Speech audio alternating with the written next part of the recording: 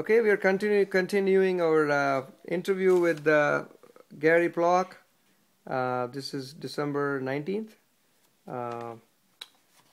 Okay, Gary, here you go. Would you love to see serve and volley return to the sport?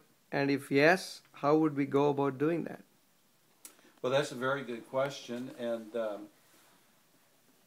I would love to see serve and volley return to the game because there's always going to be the French Open that's going to be on clay. That's a very slow surface, and other surfaces have changed some, particularly the Australian Open and the U.S. Open that were grass like Wimbledon and now have been different surfaces.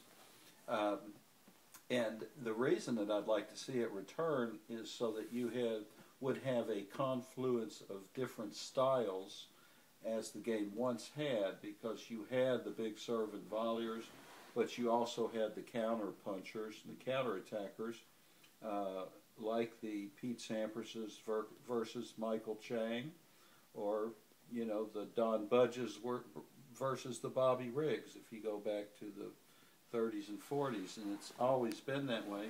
But now, with the advent of tennis balls and slower tennis courts that have more sand composite in those, and the rackets and the composition of the rackets, the game has lent itself to more of a top spin kind of unilateral type of game where everyone plays similar. And as you've noted in the juniors, like you see almost clones playing the same way, and very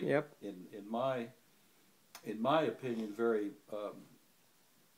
one-dimensional and not multifaceted, which leads to problems because you don't have an all-court game, and so you rely on certain strokes, and a lot of times in those cases you break down your physical body playing a certain style, as noted by the Nadal and Djokovic's types that are so physical and rely so much on movement and a lot of jarring actions in addition to technique that may be good for them but not overall biomechanically sound, should we say, because of the rigors of the game now. So do you think we can change that from the juniors, or like slowing down, increasing the pace of the courts? Well, the way that you would change it would or going back to wooden rackets, sorry.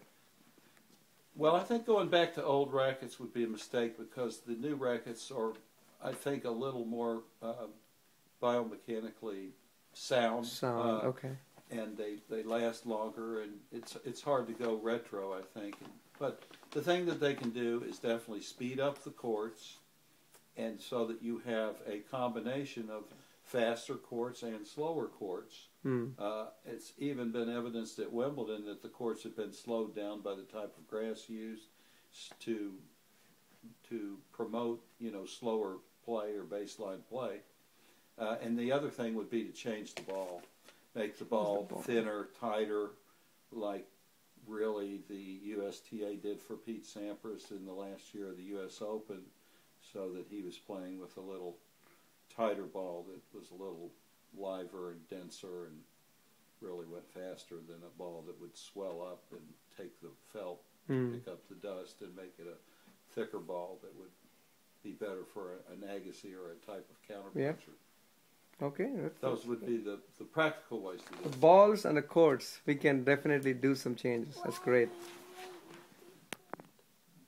I think so.